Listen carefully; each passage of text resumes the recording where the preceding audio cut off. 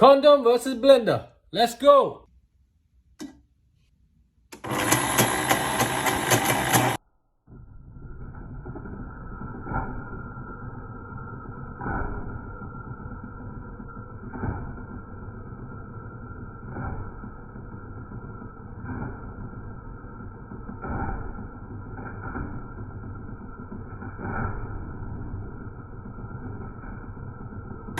Oh, it just come out straight away. Oh my god.